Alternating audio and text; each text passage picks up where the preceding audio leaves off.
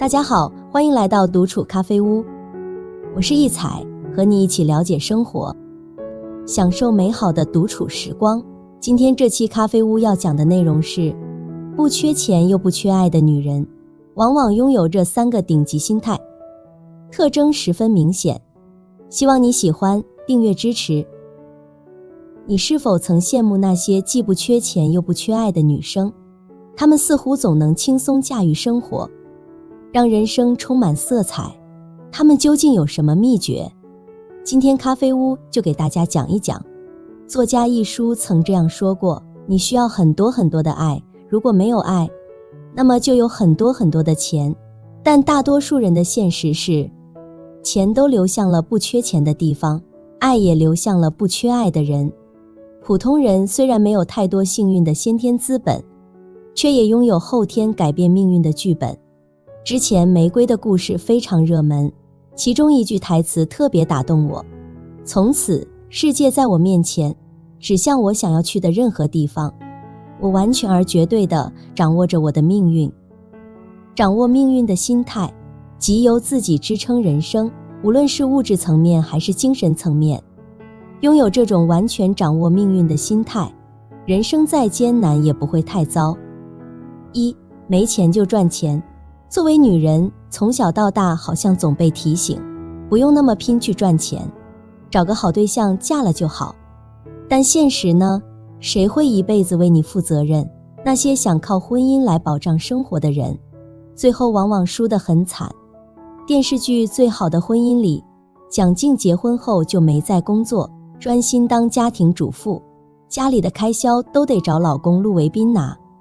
她想孝顺父母，带他们出去旅游，结果手头紧张，也不敢跟老公开口，只好在瑜伽课上装受伤，才找到借口让父母带儿子出去玩。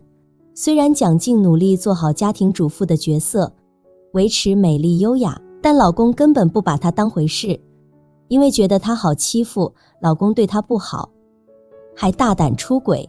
蒋静虽然有所怀疑，也不敢直接问老公，本想为了孩子装傻，结果老公对这样的婚姻生活却厌倦了。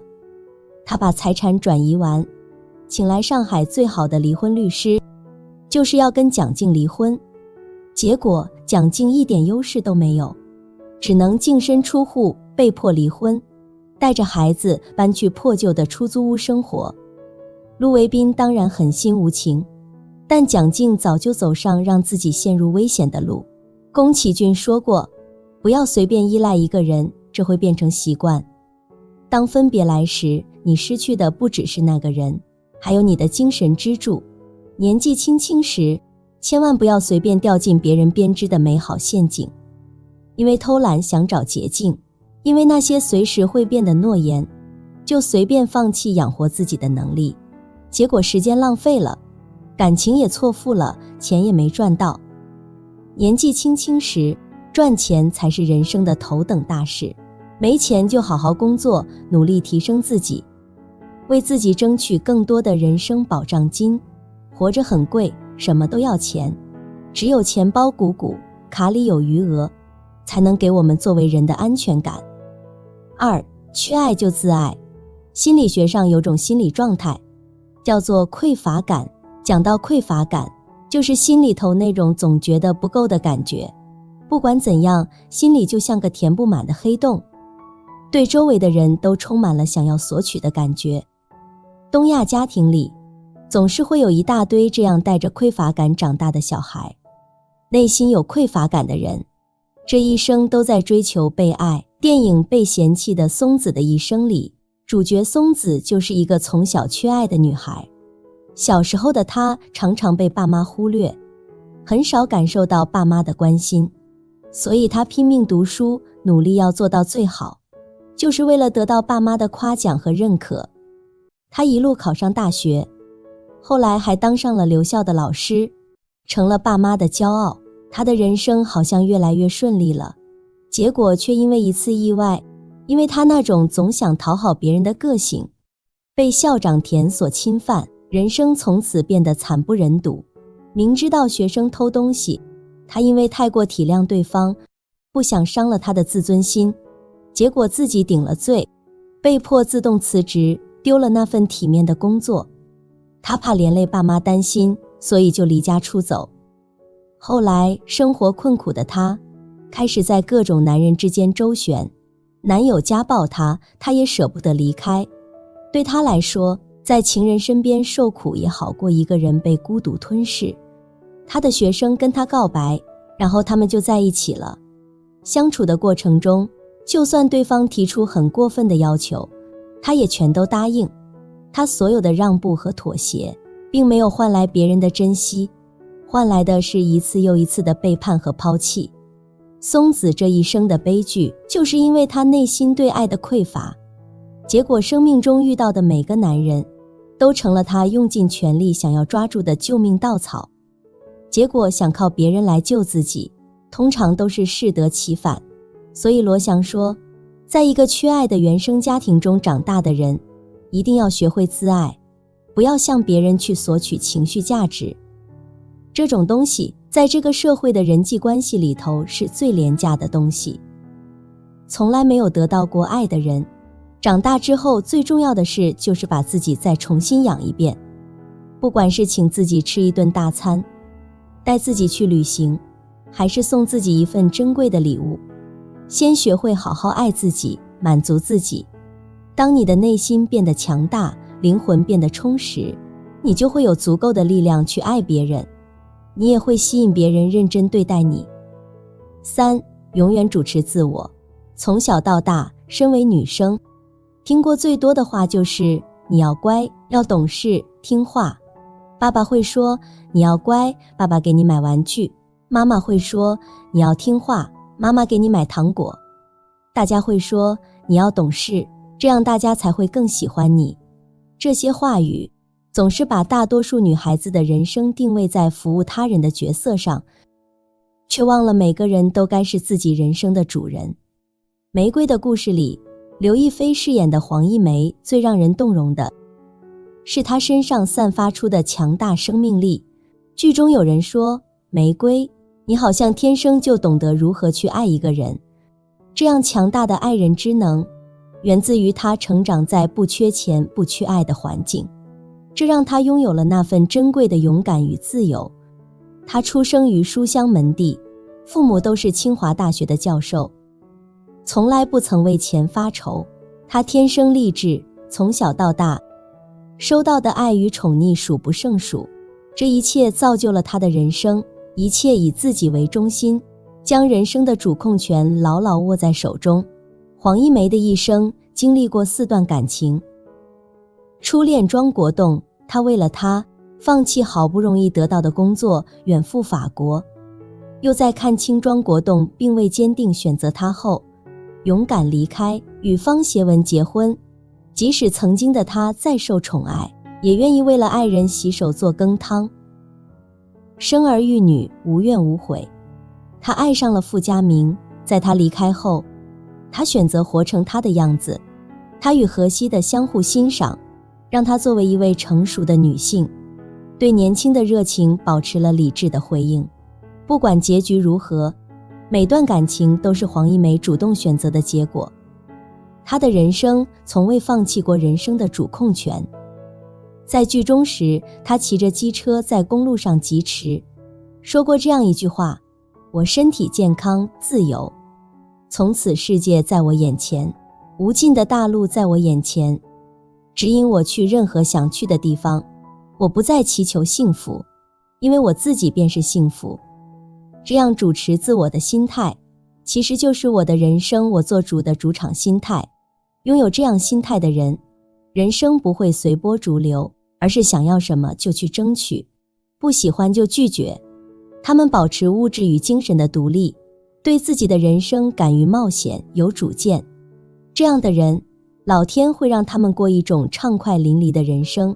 网络上有过一句让不少人心有共鸣的话：女孩子就像菜籽一样的命，撒到哪儿就落到哪儿，落到肥沃之地就随风生长，落到贫瘠之处就苦一辈子。底下有个回答，一语中的说出那份无助的情绪。我是生在红旗下，长在春风里的社会主义建设者和接班人。是坚信妇女能顶半边天的女性。每个人都该对自己的人生有主观能动性。当你自力更生，赚钱养活自己，你就拥有了不依附他人的自由。当你学会爱自己，不期待，不讨好，不求索，你就筑起了强大而稳固的精神堡垒。当你开始主宰自己的人生，时时保持头脑清醒，不让人牵着鼻子走，专注自己的需求，并以自己为优先，你就拿回了人生的主导权。想要主宰自己的人生，就得有所行动。有所行动，人生就会因而转变。当转变发生，你才拥有更多选择的自由。林徽因在《你是人间四月天》里头的一句名言：真正的安宁，不是远离尘世的吵骚，而是在心田筑起围墙，栽下菊花，说出了内心平和与自我修为的重要。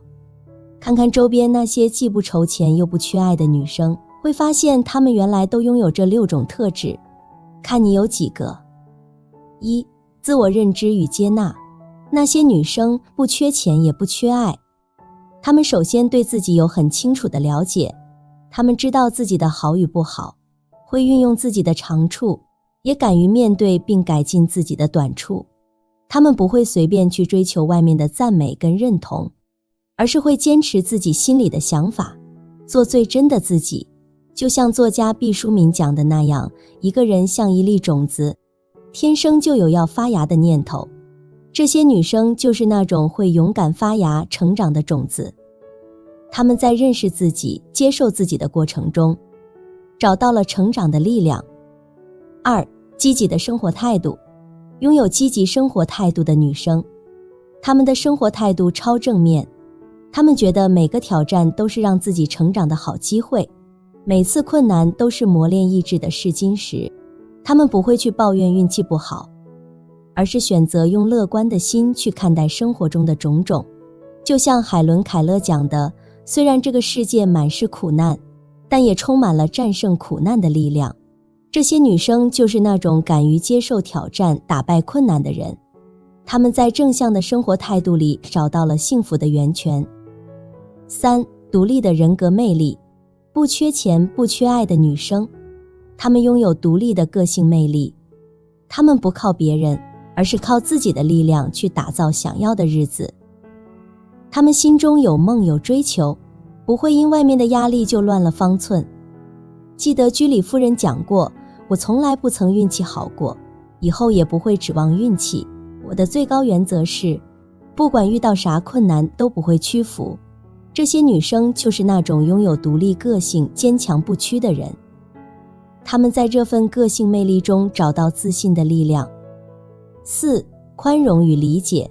懂得宽容和理解他人的女生，她们晓得宽恕同体会，她们不会因为别人的过错心心念念，也不会因为自己的成就得意洋洋。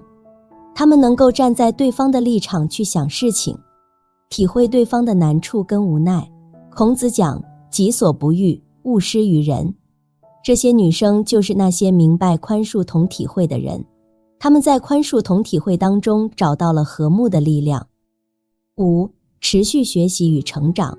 不缺钱也不缺爱的女生，她们心里明白，要一直学习，一直成长。在这个时代，啥都变得好快，只有不断学习才跟得上脚步。她们不会放过任何机会，去学新东西、新技能，想让自己变得更强、更全面。就像胡适讲的，咱们得相信，今天为啥会失败，就是因为以前没好好努力，也得相信现在肯努力，以后一定会有大收获。这些女生就是一直在学习、一直在成长的人，她们在学习的过程中找到了让自己进步的力量。6. 热爱生活与珍惜眼前人。拥有顶级心态的女生，她们热爱生活，也珍惜身边人。